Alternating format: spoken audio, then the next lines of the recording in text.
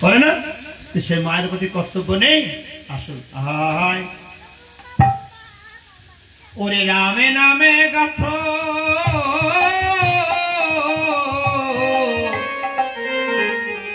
মালা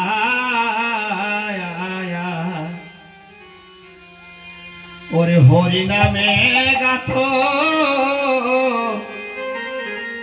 ওর মালা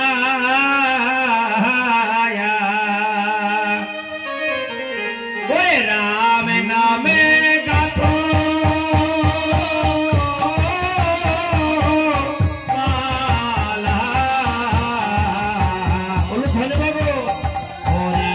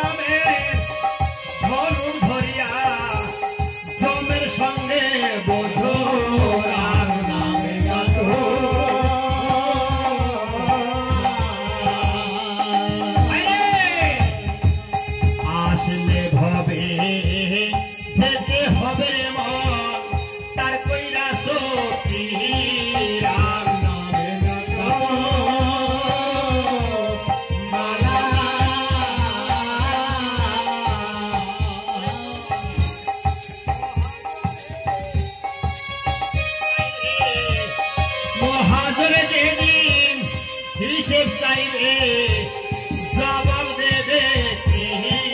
রাম নামে গাত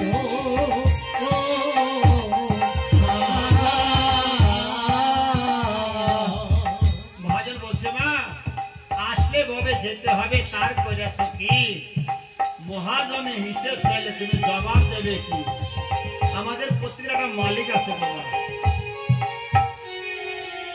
আমার পোষা পাখি উড়ে যাবে, চাল বেহারা পাখি করে দিয়ে দেবে শ্মশান ঘাটে মা, আগে না পুড়িয়ে জ্বালিয়ে পুড়িয়ে শেষ করে দেবে, দেহটা তো আগে পুড়িয়ে শেষ করে দেবে, তাই না? ছোট কিন্তু আমার আত্মার তো অবিনশ্বর, আত্মার তো মৃত্যু হয় না। সেদিন ভগবান জিজ্ঞাসা করবে কি ব্যাপার, গেছো ভবে আসলে তার কইরাছ কি? রাম নামে গাত মালা। মহাজনে হিসেব চাইলে, মহাজনে হিসেব চাইলে তুমি জবাব দেবে কি? রাম নামে গাত মালা। এমন মধুর রামের নাম যার বাড়িতে হয়, রাম নামে গাত মালা। রাম সীতায়ার লক্ষণ হনুমান, রাম সীতায়ার লক্ষণ হনুমান আনন্দে খেলা হায়, রাম নামে গাত মালা। আরে এমন মধুর রাম নামে উঠলো প্রেমের ঢেউ, রাম নামে গাত মালা। তাতে বসিয়া স্নান করো রামে, ভক্ত থাকো যদি কেউ, রাম নামে গাত মালা। এই কেশব পাকিবে, দন্ত লড়িবে, সম্বল হবে মোর লাঠি, রাম গাত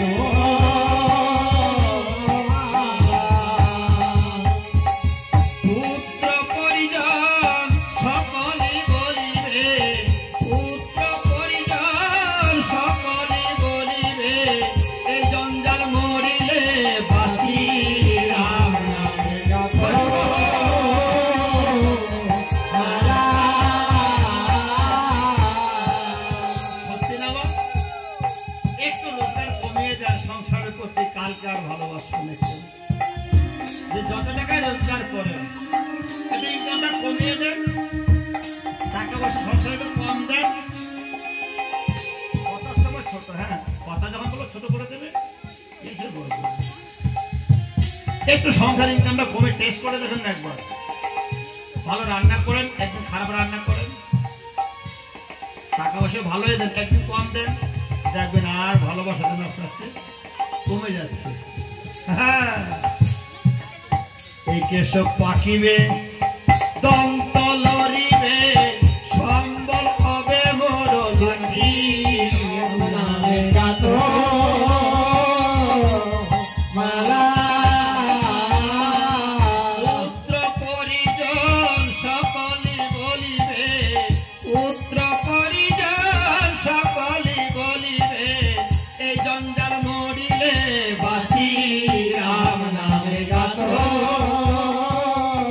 মালা।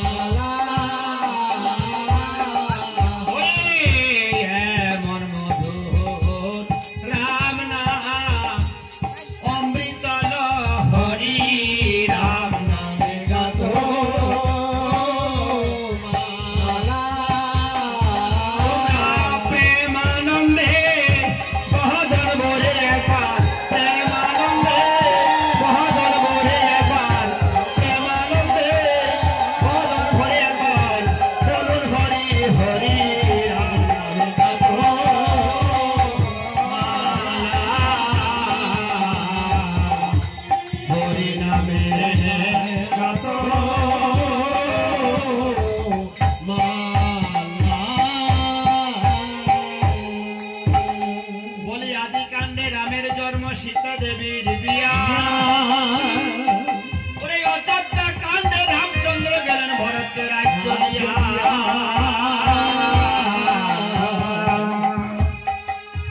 ওরে অরণ্য কাণ্ডে রামের সীতা হরিল দর্শন।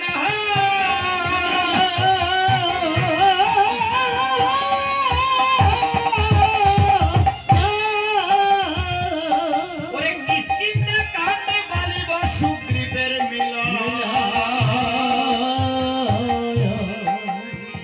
সুন্দরা কাণ্ডে সেতু বন্ধন রাম সাগর হলেন পার।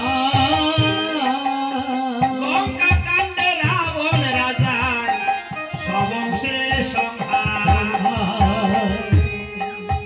ওরে উত্তরাখণ্ড সর্ব কাণ্ডের অবশেষ।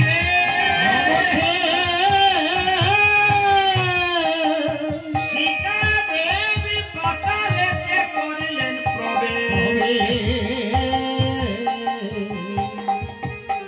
এ রামায়ণ শুনিতে দেবীর মনে হলো আস। তাই রামায়ণ বঙ্গানুবাদ করেছিল কৃত্তিবাস রচিলেন এক অমৃতেরই ভাণ্ড।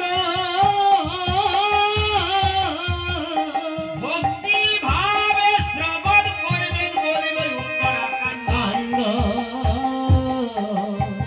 উত্তরাখণ্ড শ্রবণ করিবেন মধুর রামায়ণ। পিতা পুত্রের সঙ্গে হয়েছিল মধুর মিলন। আজকে পালার বিষয়বস্তু হচ্ছে বা পিতা পুত্রের মিলন, রাম সীতার মিলন, ভক্ত ভগবানের মিলন। হরিবল হরিবল। আচ্ছা, আমার কথা শুনতে আমাদের অসুবিধা হচ্ছে না তো? শোনা পরিষ্কার শোনা যাচ্ছে তো? মায়েরা বলবেন অসুবিধা হলে যন্ত্র আরো ছোট করে দেবো, তাও ভালো। ঠিক আছে, অসুবিধা হলে বলে আমার গুরুদেব বলতো মা যা বলবে শ্রোতা যেন বুঝতে পারে। ভালো বলি মন্দ বলি তবে কথা, কিন্তু বললাম কিছু বুঝতে পারলেন না, সেই গানটা মা কোনো মূল্য নেই।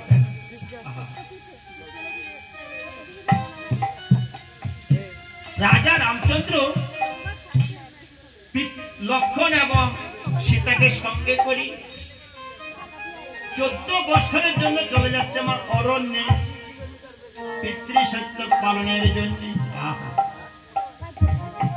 তাই গভীর বন থেকে রাবণ করেছিল সীতাহরণ। তাই তো রাবণের 1 লক্ষ পুত্র 16 লক্ষ নাতি, একজন রাখে নাই তার বংশ দিতে বাকি। রাবণ বংশ ধ্বংস করে সীতাকে নিয়ে এসেছিল অযোধ্যাপুরে। রামচন্দ্র রাজত্ব করেছিল গ্রহণ।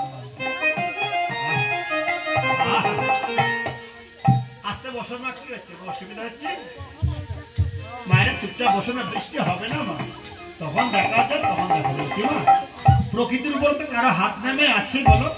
ঈশ্বরের উপরে কারো হাত নেমে, যখন যা হওয়ার তাই।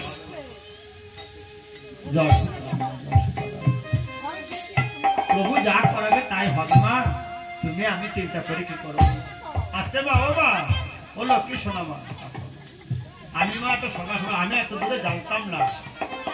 আমার বাবু আমাকে বলো ভালুকা, এই চরণ তো শেষ চরণ, আমি কি করে বুঝবো এই চরণ তো শেষ চরণ?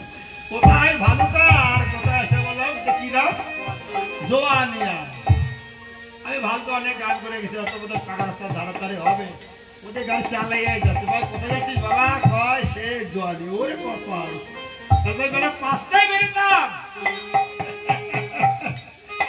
যাবি না একটু দেরি করে ফেলেছে। এই জন্য বাবুদের একটু আমি এসে রাখো দেখে যাবো। তোমরা তো বিশ্রান্ত রেডি করো নি, গান যদি শুরু করতে দেরি করি বর্ষার সময় আপনাদের পয়সা করে নষ্ট শুনতে পারবেন না। আমারও বাড়ি যেতে আমার কষ্ট। সকাল সকাল আরম্ভ করলে সকাল সকাল মায়েরা শুধু বাড়ি যাবে, এটাই উদ্দেশ্য। এই জন্য আকাশের অবস্থা ভালো, দূরে বসেন, বেশিরভাগ কষ্ট আপনাদের দেবো না। আপনাদের এই দেখতে দেখবে 9টা বেজে গেল। হরিবল হরিবল। যে কথা বলছিলাম, রাবণ বংশ ধ্বংস করে সীতাকে নিয়ে এসেছিল অযোধ্যাপুরে। রামচন্দ্র রাজত্ব করেছিল গ্রহণ। একদিন দুর্মুখ হবার কথা শুনে সীতাকে পুনরায় নির্বাসিত করেছিল মহর্ষি বাল্মীকির তপোবনে। সেখানে জন্মগ্রহণ করেছিল দুটি সন্তান, লবার খুশি তাদের নাম, যাদের পিতা স্বয়ং রাম। এদিকে রামচন্দ্র করেছিল অশ্বমেধ যজ্ঞের আয়োজন। রামচন্দ্র মোট 10টা যজ্ঞ করেছিল, তার মধ্যে সর্বশ্রেষ্ঠ যজ্ঞ হচ্ছে অশ্বমেধ যজ্ঞ। যজ্ঞ করতে একটা বিধান আছে না, নাম কীর্তন যজ্ঞ করতে অধিবাস করতে হয় না, ঠিক তেমনি অশ্বমেধ যজ্ঞ করতে একটা বিধান আছে। কি? একটা অশ্ব নিয়ে এসে অশ্বটাকে ছেড়ে দেবে, চতুর্দিকে জয়লাভ করে অশ্ব যদি ফিরে আসে যজ্ঞ শুরু করবে। একটা অশ্ব নিয়ে এসে একটা জয়পত্রকে লিখে অশ্ব ছেড়ে দিলেন। ওরে নগরে নগরে ঘোড়া ঘুরিয়া বেড়াবে, নগরে নগরে ঘোড়া ঘুরিয়া বেড়াবে, নগরে নগরে ঘোড়া ঘুরিয়া বেড়াবে, নগরে নগরে ঘোড়া ঘুরিয়া বেড়াবে। পুত্র যেজন হবে সেজন ধরিবে ঘোড়া,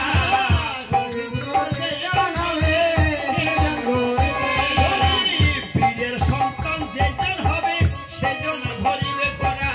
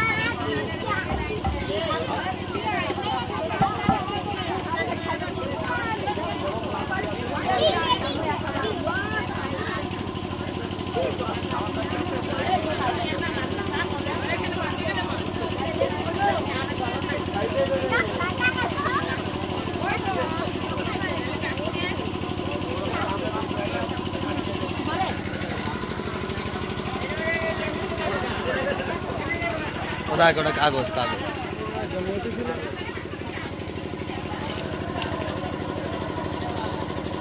নিজের দিকে একটু খোলো, নিজের